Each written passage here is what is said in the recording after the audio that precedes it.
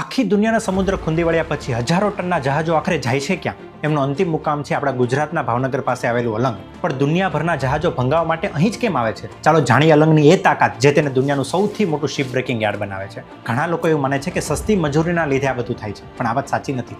અસલી કારણ છે કુદરતનું કે એવું વરદાન જે અલંગને દુનિયાના બીજા કોઈ પણ કિનારા કરતાં ખાસ બનાવે છે. આ રહસ્ય ખંભાતના અખાતની રચનામાં છુપાયેલું છે.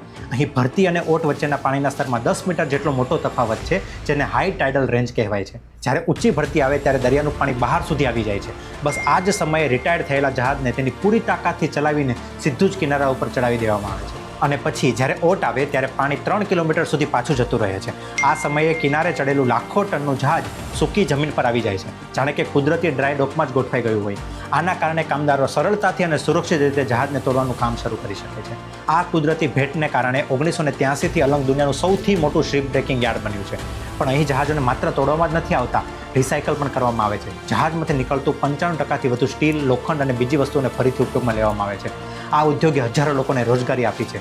આપણા ભાવનગરનું અલંગ બસ શિપ બ્રેકિંગ યાર્ડ નથી, એક સર્ક્યુલર ઇકોનોમી પણ છે.